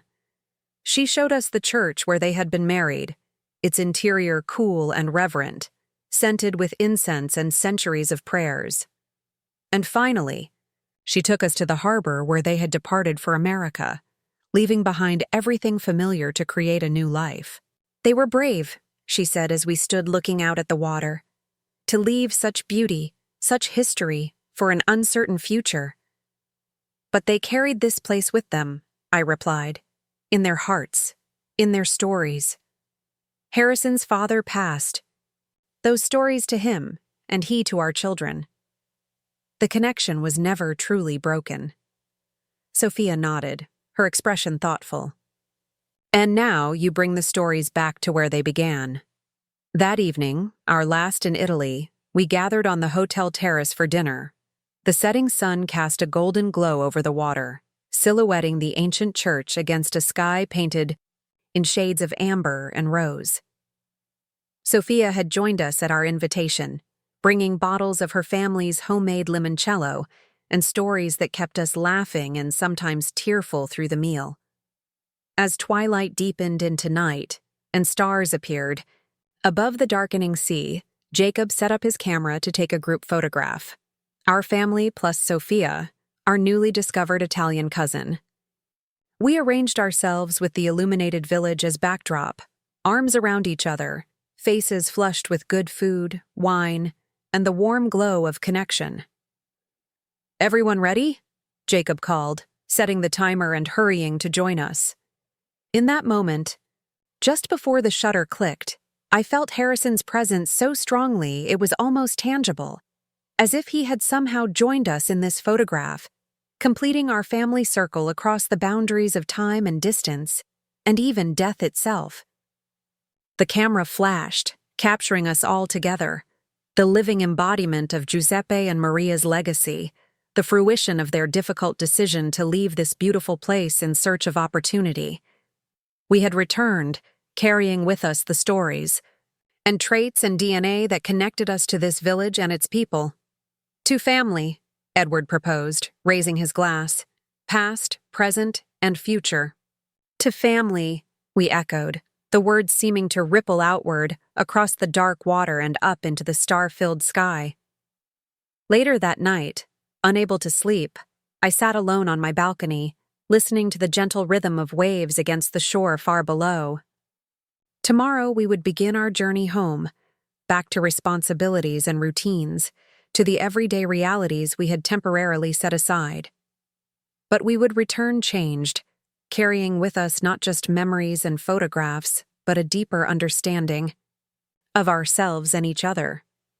The cottage by the lake awaited me, no longer a symbol of rebellion against my children's attempts to manage my life, but a true home where I could continue to grow and create in this new chapter of my life. And my children would return to their own homes with, I hoped, a clearer vision of who I was, who they were, who we all were together. My thoughts were interrupted by a soft knock at my door. Opening it, I found Regina standing in the hallway, a shawl wrapped around her shoulders against the night's chill. "May I join you?" she asked. "I saw your light was still on." I stepped aside to welcome her, and we settled on the balcony, sharing the comfortable silence of night in a sleeping village. After a while, Regina spoke, her voice soft but clear in the darkness. "I've been thinking about those photographs in the town archives, the ones taken by that local photographer a century ago. Ordinary moments of daily life that would have been lost if he hadn't seen their value." I nodded, though I wasn't sure she could see the gesture in the dim light. "It reminds me of what you used to do," she continued. "Jacob showed me some of your old newspaper photographs that he found. Online. They were beautiful, Mom. You really saw people, captured their dignity, their humanity." "Thank you," I said simply, touched by her recognition of that long dormant part of myself. "Why did you stop?" she asked. "After Dad died, I mean. You could have continued with photography." I considered the question carefully before answering. "Partly necessity. I needed the stability of a librarian's salary and schedule to raise you both. But partly, I think I lost sight of myself for a while. All my creative energy went into holding our family together." "Do you regret that?" "Not for a moment," I said firmly. "You and Edward were always my priority, and I wouldn't change that. But perhaps I didn't need to set that part of myself aside so completely." Regina was quiet for a time, and when she spoke again, her voice held a note of confession. "I was angry when you changed your will. I felt like you were punishing us, trying to control us from beyond the grave." She turned to face me, her profile silvered by starlight. "But I understand better now. You weren't just thinking about money or property. You were trying to preserve something more important." "Values," I said. "Connection, purpose, the things that make a life meaningful." "Yes." She reached over and took my hand, her grip firm and warm. "The architecture workshops I've been teaching, they've changed how I think about my work. These students bring such different perspectives, such genuine passion. They're not designing to win awards or impress clients. They're trying to solve real problems, to make spaces where people can thrive." "That sounds fulfilling." "It is," she admitted. "More than I expected. We're actually moving forward with one of the shelter designs, a pilot project in collaboration with Edward's volunteer group. The city has donated land, and we've secured initial funding." "Regina, that's wonderful," I said, genuinely proud of this unexpected collaboration between my children. "It's preliminary," she cautioned, ever the pragmatist. "Many hurdles to clear." "But—" She hesitated, then continued with rare vulnerability. "It feels right, Mom. Like I'm using my skills for something that matters, not just adding to my portfolio." I squeezed her hand. "Your father would be so proud of you, of both of you." "I hope so." She was silent for a moment, then asked, "Do you think he would approve of how I've lived my life? The choices I've made?" The question revealed a depth of uncertainty I hadn't realized my accomplished daughter still carried. "Harrison was never one to measure success by conventional standards," I said carefully. "He valued integrity, kindness, the courage to forge your own path. By those measures, yes, I think he would be immensely proud of you. She nodded, accepting this. And you, Mom? Are you proud of us? Always, I said without hesitation. Not just for what you've achieved, but for who you are, and especially for who you're becoming. We sat together in companionable silence, the distant sound of waves a gentle counterpoint to our thoughts. After a while, Regina spoke again, her voice reflective. When you were excluded from that family photo at Jacob's graduation, how did it make you feel? Really feel, I mean. The directness of the question took me by surprise, but I answered, honestly, invisible, as if all the years I'd devoted to our family counted for nothing, as if I'd already ceased to exist in your minds. She winced visibly at my words. I'm sorry. We were thoughtless, not malicious. But that doesn't make it better. I know that now, I assured her. And in a strange way, that moment was a gift. It forced me to see how things had shifted, how I needed to reclaim my place, not just in family photographs, but in my own life. The cottage, the dog, the trip. The changes to my will, I added with a small smile. She acknowledged, this with a rueful nod. A wake-up call for all of us. Sometimes we need those, I observed. Moments that jolt us out of complacency, that make us question the stories we've been telling ourselves. Regina looked out at the starlit sea, her expression thoughtful. I've been telling myself a story that success means one thing: prestige, recognition, financial security. But there are other measures, aren't there? Many, I agreed. The quality of our relationships, the positive impact we have on others, the alignment between our values and our actions. The legacy we leave, she added softly. Yes, but not just what we leave behind when we're gone. The legacy we create each day, we're alive. She turned to me, her face serious in the dim light. I want you to know something, Mom. When we get home, Daniel and I are changing our will too. Oh? I kept my tone neutral, curious rather than concerned. We're establishing scholarship. Funds for both twins' future inheritances. They'll manage foundations that will help disadvantaged students pursue architecture and medical careers. She smiled slightly. With similar service requirements to what you established, the structure will ensure they use their privilege thoughtfully. I felt a rush of emotion at this revelation. Pride, yes, but also profound relief. Regina hadn't just accepted the changes I'd made. She'd embraced the underlying values and was extending them to the next generation. That sounds perfect, I said, my voice slightly unsteady. It's what Dad would have wanted, she said simply. And it's what I want too. For my children to understand that wealth brings responsibility, that their actions should align with their values. As we sat together beneath the Italian stars, I felt a sense of completion I hadn't experienced since Harrison's death. Not an ending. There was still so much life to be lived, so many experiences ahead. But a circle closing, a pattern revealing itself across generations. In the quiet village of Harrison's ancestors, I had found not just connection to the past, but renewed hope for the future. My children were reclaiming the values that had shaped our family, interpreting them in their own ways for a new era. The legacy continued, not through blind inheritance, but through conscious choice. And I, Dorothea Pendlewick, was fully present for this unfolding story, not as a footnote or an afterthought, but as an active participant with my own ongoing journey. I had reclaimed my voice, my passions, my rightful place in the center of my own life. The young woman who had once captured moments of truth through her camera lens had returned, older but no less observant, no less engaged with the world around her. The mother who had devoted herself to raising her children had fulfilled that sacred task without losing herself in the process.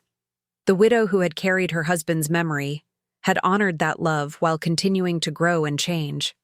As dawn began to lighten the eastern sky, casting the first pale glow over the sleeping village, I made a silent promise to myself to live these coming years with the same courage and clarity that had carried me through the difficult ones after Harrison's death. To remain visible, to my children, to my grandchildren, to myself, not through demands or conditions, but through genuine engagement with my own life and theirs. The family photograph from which I had been excluded now seemed like a distant memory, important not for the hurt it had caused, but for the awakening it had inspired. Sometimes, I reflected as the first golden rays of sun touched the ancient walls of Porto Venera.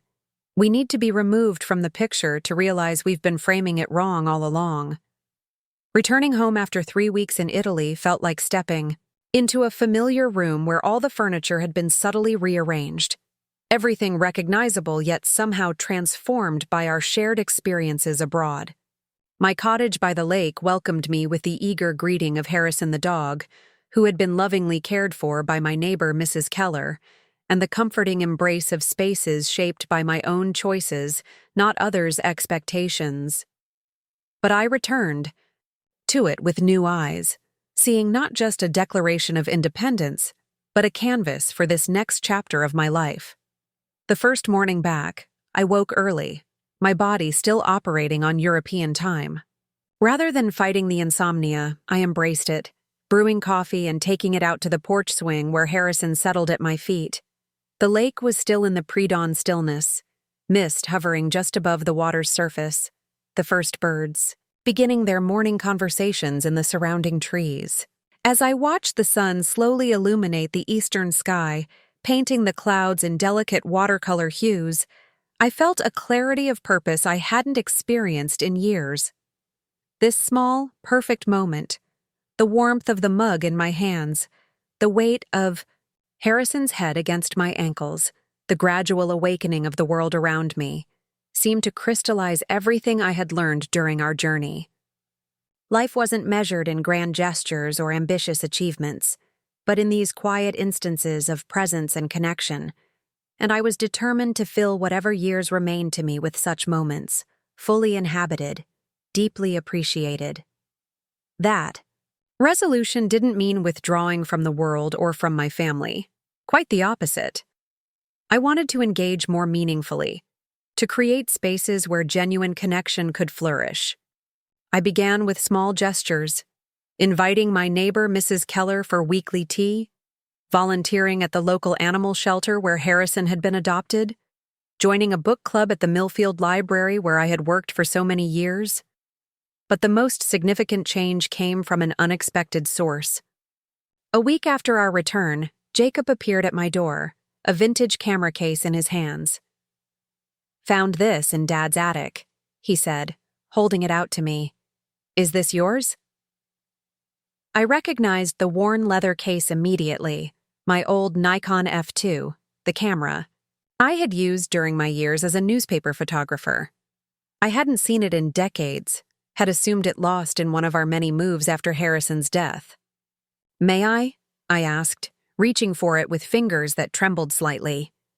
Jacob handed it over, watching curiously as I unlatched the case and lifted out the camera. It was heavier than I remembered, solid and mechanical in a way that digital cameras never are. I raised it to my eye, the familiar action awakening muscle memories long dormant, and looked through the viewfinder. The world immediately transformed, framed, focused, waiting to be captured. "Does it still work?" Jacob asked. I lowered the camera, turning it in my hands to examine it. "I'm not sure. It would need film for one thing, and I don't know if the mechanics are still functioning after all these years. Can we find out?" His enthusiasm was infectious. I meant what I said in Italy. I want to learn how to use it. That afternoon, we drove into town and found a specialty photography shop that still carried 35mm film. The owner, a bearded man in his 30s named Elliot, was delighted to see my vintage Nikon. "They don't make them like this anymore," he said reverently, handling the camera with expert care. Built to last generations. He checked various components, made a few minor adjustments, and pronounced it in remarkably good condition. The light meter will need a new battery, and the shutter could use a professional cleaning, but it's definitely usable. We left with several rolls of black and white film, a new battery for the light meter, and Elliot's card with an invitation to bring the camera back once we'd shot some test images. In the car, Jacob could barely contain his excitement. "What should we photograph first?" he asked. I considered the question carefully. Something meaningful, not just a test subject. He nodded, understanding immediately. "The lake? From your porch at sunset?" "Perfect," I agreed. That evening, as the sun began its descent toward the western horizon, Jacob and I sat on my porch with the Nikon between us. I showed him how to load the film, how to set the aperture and shutter speed, how to focus manually using the split prism viewfinder. His digital photography experience gave him a solid foundation, but there was something almost ceremonial about teaching him these analog skills, a passing of knowledge across generations, a connection to a way of seeing that predated the instant gratification of digital imaging. As the golden hour light bathed the lake in warm radiance, we took turns with the camera, capturing the changing light, the texture of ripples on the water, the silhouettes of trees against the darkening sky. The deliberate nature of film photography, knowing each frame was precious, that we couldn't immediately review our results, brought an intensity of focus that felt both familiar and revelatory. "You have to trust yourself more with film," Jacob observed. "Trust your eye, your instincts." "Yes," I agreed, pleased by his insight. "And accept that some images won't work out the way you envisioned. There's a certain surrender to the process." After finishing the roll, we sat in comfortable silence as night fell fully, the lake disappearing into darkness, punctuated only by the occasional lights from homes on the distant shore. Jacob's voice, when he finally spoke, was thoughtful. "I've been thinking about what you did with your will, the conditions you set." I turned to look at him, his profile barely visible in the dim porch light. "And? It's not really about the money, is it? It's about values, about what kind of person you want your inheritance to help create." His perceptiveness shouldn't have surprised me. Jacob had always been an observant child, deeply attuned to the currents of emotion and meaning beneath surface conversations, but the maturity of his understanding moved me. "That's exactly right," I said. "The money itself is just a tool. What matters is how it's used and who you become in the process of receiving it." He nodded slowly. "I've been looking into the Peace Corps, their environmental conservation programs. I think that might be what I want to do after college." The declaration hung in the night air between us, significant not just for its content, but for the fact that he had shared it with me first, before his parents or friends. It was a gift of trust, an acknowledgement of our deepening connection. "That sounds like a perfect fit for you," I said simply, resisting the urge to overwhelm his confidence with excessive enthusiasm. "Dad will probably think it's a waste of time," he said, a hint of tension in his voice. 2 years when I could be starting a career, building connections." "Your father might surprise you," I suggested. "He's changing too." Jacob considered this, then nodded. "Maybe you're right. He's different since the shelter work, less driven, somehow, more present." "We're all evolving," I observed. "That's what life is, if we're doing it right." The next morning, I called Edward to share Jacob's interest in the Peace Corps, suggesting he might want to create space for his son to discuss it without feeling judged. To my delight, Edward's response was immediately supportive. "The environmental work?" he asked. He mentioned it briefly before Italy, but I didn't realize he was seriously considering it. "It seems like a genuine calling for him," I said. "Then he should absolutely pursue it," Edward said firmly.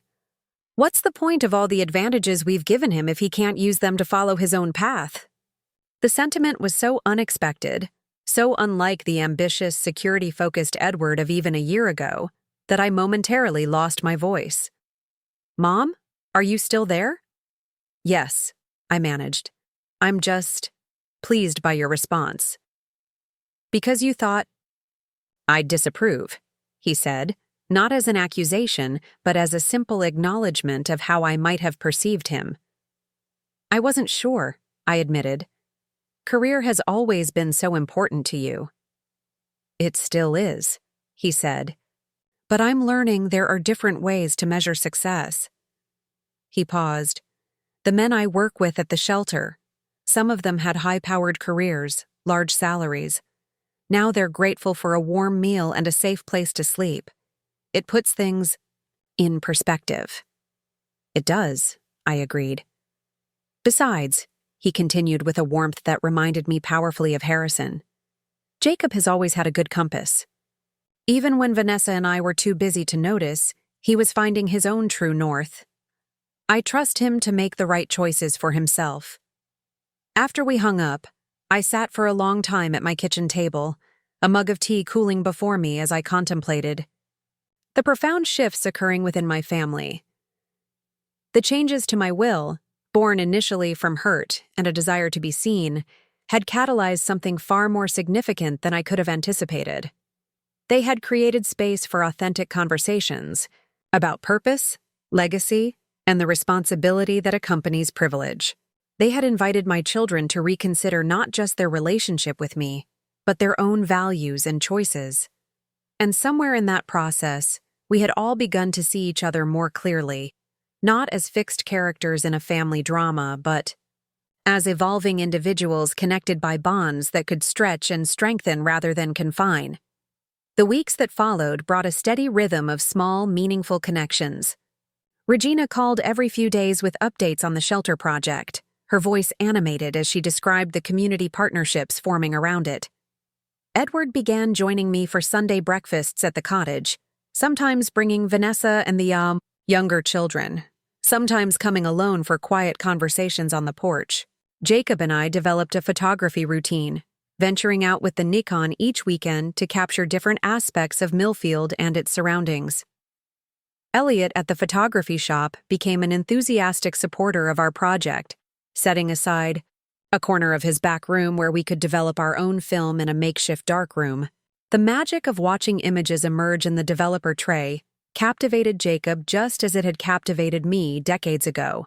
That alchemical moment when blank paper gradually reveals the hidden image, like a memory surfacing from the depths of consciousness. "It's completely different from digital," Jacob observed as we hung our first successful prints to dry. "More, I don't know, tactile? Real?" "There's an element of faith involved," I agreed. "You create the image without seeing it. Trust the chemical process to reveal what you've captured." He nodded, studying a photograph he'd taken of an elderly couple sitting on a park bench, their weathered hands intertwined between them. "I like that you can't immediately delete and try again. It makes you more deliberate about what you choose to photograph." This growing passion for photography led Jacob to propose a more ambitious project, documenting the volunteer work at Edward's homeless shelter, creating a photo essay that would humanize the residents and challenge stereotypes about homelessness. Edward enthusiastically supported the idea, and soon the three of us were collaborating on something that combined our diverse skills and perspectives. The project deepened with Regina's involvement. She arranged for some of her architecture students to join us, sketching the existing shelter space and brainstorming improvements that could be incorporated into the new facility being planned. What began as a simple photography project evolved into a multi-generational, interdisciplinary exploration of community, dignity, and the physical and social structures that either support or undermine human flourishing. One evening, as we were reviewing prints spread across my dining table, Regina looked up with an expression of sudden inspiration. "These need to be seen," she said, "not just by us, but by the community. Edward nodded slowly. An exhibition, you mean? Yes, but more than that. Regina's hands moved animatedly as she spoke, sketching invisible structures in the air. What if we created an immersive experience? The photographs, the architectural renderings, personal stories from shelter residents, resource information. For people wanting to help, all presented together in a space designed to encourage reflection and action. The library has an exhibition hall, I suggested, my own excitement building. We could approach them about hosting it. Jacob's eyes lit up. And we could include a portrait studio during the opening, invite community members to sit for photographs with shelter residents, breaking down the US versus them mentality. The idea took root and blossomed rapidly. Millfield Public Library, where I had worked for 30 years and which would one day bear Harrison's name thanks to my bequest, eagerly agreed to host the exhibition. Local businesses offered sponsorship, covering costs for professional printing and exhibition materials. Regina's architecture firm donated design services for the installation. Edward's connections in the financial world secured funding for transportation, so shelter residents could attend the opening and participate fully in the event. As we worked together to bring this vision to life, I watched my children with quiet amazement. They had always been capable, accomplished individuals, but seeing them collaborate, combining Edward's organizational skills and network with Regina's, design thinking and attention to detail, revealed dimensions of their personalities that had previously been obscured by their separate paths. They complement each other beautifully, Vanessa observed one afternoon as we watched them debate the layout for the exhibition. They always did, even as children, but somewhere along the way they forgot how to work together. Competition replaced cooperation, I agreed. Success became a zero-sum game. She nodded, her expression thoughtful. Edward talks about that sometimes now, how he got caught up in measuring himself against others, always needing to be better, have more. And now? Now he's finding different metrics, she said simply. Different sources of satisfaction. The evening of the exhibition opening arrived on a perfect early autumn day, the kind where summer's warmth lingers, but the first hints of fall color touch the trees. I stood in the library's entrance hall, watching as community members, shelter residents, local officials, and curious onlookers mingled together, drawn by the powerful black and white images that lined the walls. Jacob had exceeded all expectations with his photography. His portraits captured the dignity, resilience, and individuality of people often reduced to statistics or stereotypes. One image in particular drew consistent attention. An older man named Marcus sitting in the shelter's common room, his hands, a carpenter's hands, strong and scarred from decades of work, cradling a book of poetry, his expression one of complete absorption in the words before him. Beside each portrait hung architectural renderings from Regina's students, showing designs for living spaces that honored the needs and humanity of their potential inhabitants. Not sterile institutional settings, but thoughtfully conceived environments that could foster healing, community, and transition back to stability. And interspersed throughout were quotations from shelter residents, sharing their stories in their own words, printed in elegant typography that gave their experiences the gravitas of literature. The centerpiece of the exhibition was a large format photograph I had taken, Edward sitting at a table in the shelter kitchen, deep in conversation with Carlos, the former chef now leading cooking classes. Neither man was looking at the camera. They were entirely present with each other, engaged in dialogue that transcended their different circumstances. The image captured something essential about human connection, its power to bridge divides of experience and privilege.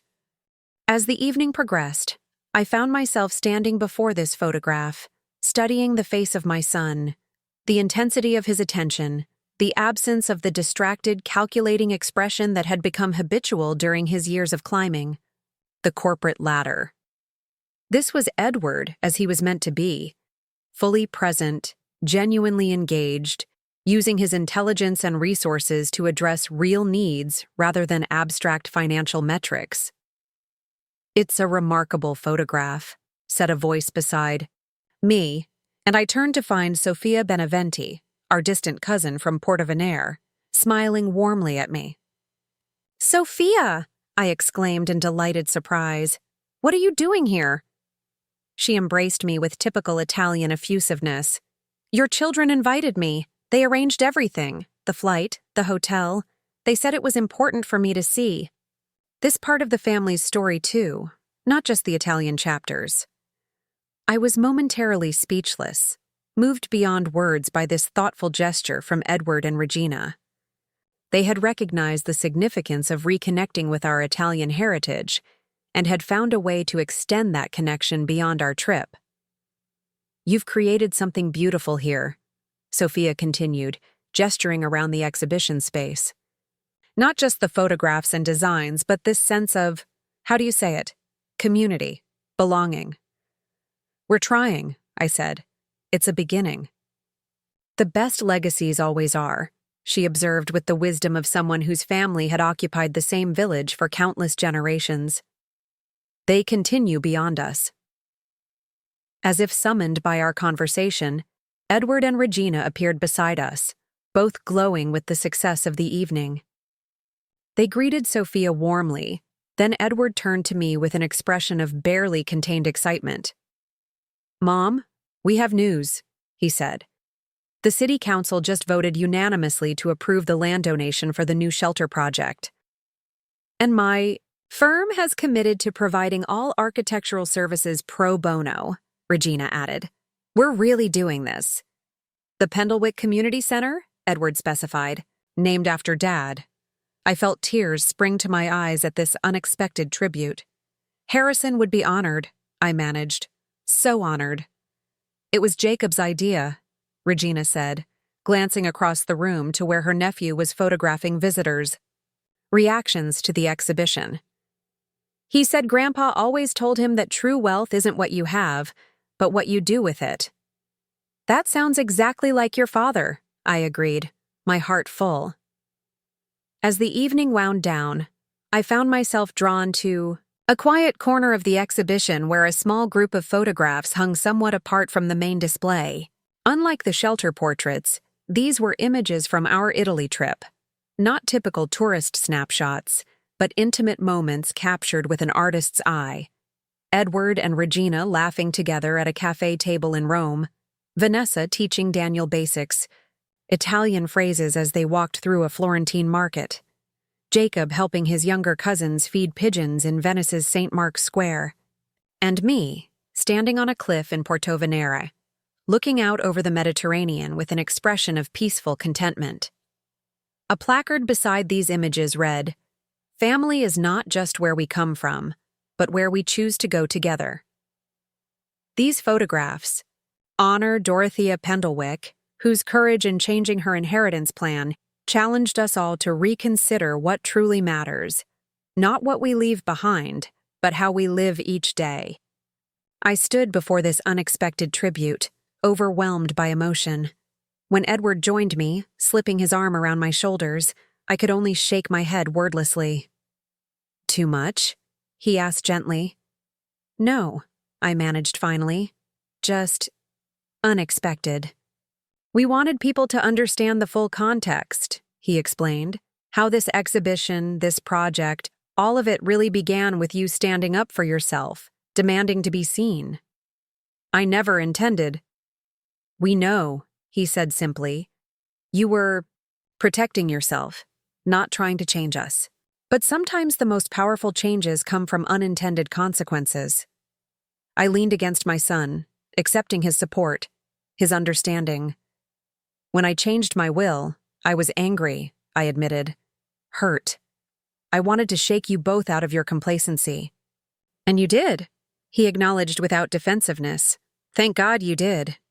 As the last visitors departed and we began the process of shutting down for the night, I found myself standing alone in the center of the exhibition space, surrounded by images that told a story far more complex and hopeful than I could have imagined when I first sat in Marcus Whitman's office, determined to change my inheritance plan. That decision, born from the pain of exclusion, from feeling erased from my own family's picture, had set in motion a chain of events that ultimately brought us all back into clearer focus. Not perfectly aligned, not without ongoing challenges and differences, but genuinely present to each other in ways we hadn't been for years. Regina approached, carrying my coat. "Ready to go, Mom?" I nodded, taking one last look around the room. It's been a remarkable evening. "The first of many," she said with quiet confidence. "This is just the beginning." As we walked out into the cool autumn night, stars visible above despite the town's lights, I felt a profound sense of rightness settle over me. The journey that had begun with that excluded family photo had brought me full circle, not back to where I started, but forward to a new understanding of what it means to be seen, to belong, to matter.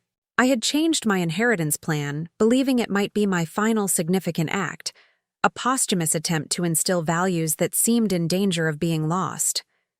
Instead, it had become a catalyst for renewal, while I was still very much alive, still capable of participating in and witnessing the transformation it inspired. Standing on the library steps with my children beside me, looking out at the town that had been our home for so many years, I silently thanked Harrison for the love that had made this family possible, for the values he had helped instill, for the legacy that continued to unfold in ways neither of us could have foreseen.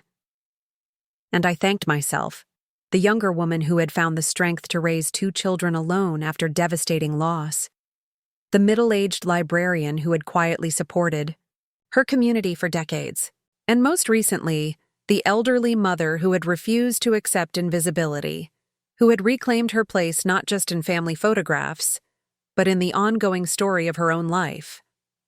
As Edward helped me into his car for the drive back to my cottage, he asked, "What are you thinking, Mom? You're smiling."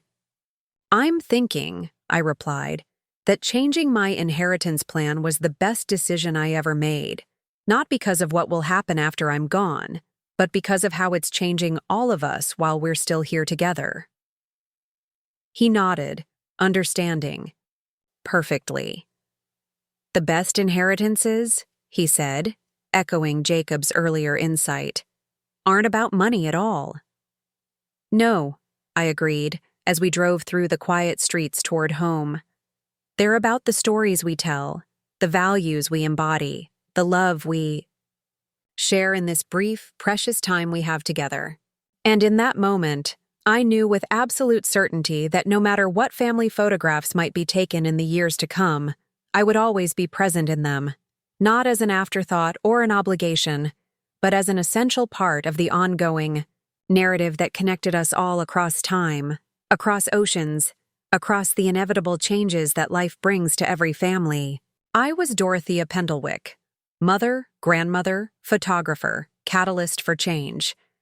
And I was, finally and completely visible, to my children, to my community, and most importantly, to myself. Months passed, and with each changing season, I watched my newfound visibility bloom in ways I never could have predicted. Winter settled over the lake, transforming my cottage into a snow globe scene of pristine beauty. I'd stand at my window watching cardinals flash like drops of blood against the white landscape, Harrison curled at my feet, and contemplate the extraordinary ripple effects of that one decisive moment when I'd changed my inheritance plan. Life often pivots on such moments, decisions made from pain or clarity that alter everything that follows. For me, that excluded family photo had been the stone dropped into still water, creating concentric circles of change that continued to expand outward, touching aspects of our family that I never could have anticipated. On a particularly cold January evening, as I sat before the fire with a book open in my lap, my doorbell rang. Outside stood Regina, snowflakes catching in her hair, cheeks flushed from the cold. "Sorry to drop by unannounced," she said, stamping snow from her boots in the entryway. "I was driving home from a meeting about the Pendlewick Center, and found myself turning toward your place instead. You never need an invitation, I assured her, taking her coat and ushering her toward the warmth of the fire. As we settled, with mugs of tea, Regina seemed unusually contemplative, her gaze fixed on the dancing flames. The contractor broke ground today, she said finally. Even in the snow, they're determined to stay on schedule. That's wonderful news, I replied, knowing how much the shelter project meant to her. It is. She nodded, then turned to face me directly. But that's not why I came. I've been thinking about something you said in Italy, about how you stopped seeing yourself clearly after Dad died, how you set aside parts of yourself to focus on raising us. I nodded, uncertain where this was leading. I've been doing the same thing, she admitted, her voice softer than usual. Setting myself aside to build my career, to be the perfect mother, the successful professional. Somewhere along the way, I stopped asking what I wanted beyond those roles. This vulnerability from my always composed daughter moved me deeply. And what do you want, Regina? She looked down at her hands, elegant fingers turning her mug slowly. I'm not entirely sure yet, but I've started painting again. Painting? I echoed, surprised. I didn't know you still... I haven't, she cut in. Not since college, but watching you reclaim your photography, seeing how it connects you to something essential, I realized I've been hungry for that kind of creative outlet too. I thought back to Regina as a teenager, spending hours in her room with watercolors and sketchbooks, creating dreamlike landscapes that revealed a sensitivity so different from her practical, organized approach to everything else. That artistic side had been gradually subsumed by architectural drafting, technical precision, professional advancement. I'd love to see your work, I said simply. It's terrible, she laughed, a rare self-deprecating moment. I'm so rusty, but it feels necessary somehow, like breathing. I reached over to squeeze her hand. That's exactly what matters. We sat in comfortable silence for a while, the fire crackling, Harrison occasionally sighing in his sleep. Finally, Regina spoke again, her voice thoughtful. When you changed your will, I was furious, convinced you were trying to control us from beyond the grave. She met my eyes directly. But now, I understand you were doing the opposite. You were creating space for us to reconnect with values we'd lost sight of, to remember who we wanted to be. I was trying to protect myself, I admitted, to assert that I still mattered. I never imagined how it would transform all of us. The best decisions often work that way, she observed. Their true impact isn't what we initially intend. Later that night, after Regina had gone, I sat looking through old photograph albums, images of my children growing up, of Harrison and me in our younger days, of places we'd lived and loved. Among them, I found a photograph I hadn't seen in years. Regina, at 16, sitting before an easel in the backyard of our old house, completely absorbed in the watercolor landscape taking shape beneath her brush. Her face in that moment, serene, focused, connected to some inner vision, looked remarkably like the expression I'd glimpsed tonight as she spoke about painting again. We are never just one thing, one role, one version of ourselves. Life continually invites us to shed old skins, to rediscover forgotten parts, to evolve into more complex and authentic beings. My children were experiencing this journey now, stimulated, in part by my own refusal to remain in the comfortable but confining box they had unconsciously placed me in. Edward's transformation continued to unfold alongside his sisters. The executive who had once measured success in promotions and profit margins now evaluated his life by different standards. The relationships he was building, the tangible differences he was making in his community, the quality of his presence with those he loved. One Sunday morning after our regular breakfast together, he lingered at my kitchen table, turning his coffee mug between his hands in a gesture reminiscent of his sister's. "I've been offered a promotion," he said finally. Senior VP, significant. Salary increase, more responsibility. Congratulations, I replied, watching his face carefully. That's what you've been working toward, isn't it? He nodded, but his expression remained troubled. It would mean less time for the shelter project, less flexibility for family, more travel. And how do you feel about that? I kept my tone neutral, allowing him space to find his own answer. He was quiet for a long moment, then said with evident surprise, I'm going to turn it down. Are you sure? Yes. The certainty in his voice was striking. A year ago, I would have taken it without hesitation. But now, he looked around my small, cozy kitchen, then out the window toward the lake where ice was beginning to thaw along the edges. Now I understand there are different kinds of wealth, different measures of success. Your father would be so proud of you, I said softly. Edward's eyes met mine, and I saw in them a clarity that reminded me powerfully of Harrison. He saw this all along, didn't he? What really matters? He did, I agreed. And somewhere inside, so did you. As winter released its grip and the first tentative signs of spring appeared around the lake, I found myself contemplating the nature of legacy with new insight. We often think of it in terms of what we leave behind, money, property, accomplishments, but its true essence is more fluid, more alive.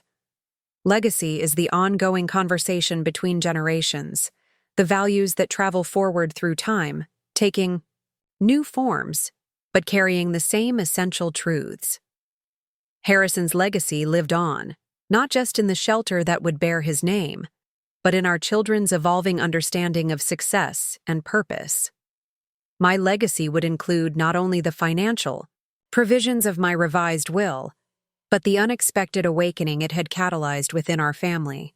And perhaps most importantly, I had claimed the right to participate in creating that legacy while still very much alive, to shape it actively rather than leaving it to be interpreted after I was gone. The woman who had once been asked to step out of the family photograph was now firmly at the center of an unfolding story that belonged to all of us. One morning in early April, as delicate green buds appeared on the trees surrounding my cottage, I received a large envelope in the mail. Inside was a beautifully bound book titled Seeing Clearly, The Pendlewick Family Journey. Opening it, I discovered a collection of photographs, Jacob's images from the shelter project, snapshots from our Italy trip, historical photos of Harrison's ancestors, and even some of my own early newspaper photographs that Jacob had discovered in archives. Interspersed with these images were reflections written by each family member: Edward on redefining success, Regina on rediscovering creativity, Vanessa and Daniel on creating meaningful family traditions, the grandchildren on learning family history. And at the very end was a letter addressed to me, signed by everyone. To Dorothea, who taught us that being truly seen is both a right and a gift, one that we must extend to others as generously as we claim it for ourselves. Your courage in changing your inheritance plan changed far more than legal documents. It changed how we see ourselves, each other, and the responsibilities that come with privilege. This is the true inheritance you've given us, one we receive gratefully while you are here to witness its impact. I closed the book, tears blurring my vision, overcome with the profound understanding that I had received exactly what I had most desired. Not just inclusion in family photographs, but true recognition of my complete self, my history, my values, my ongoing journey. The greatest inheritance we can leave is not financial wealth, but the example of a life fully lived, with purpose and presence. And the greatest gift we can receive is to be truly seen, in all our complexity, by those we love most. The lake outside. My window reflected the spring sunlight, ripples catching and scattering the light in ever-changing patterns. Like family, I thought, constant yet always evolving, reflecting our truest selves back to us, if only we have the courage to look deeply. Up next, you've got two more standout stories right on your screen. If this one hit the mark, you won't want to pass these up. Just click and check them out.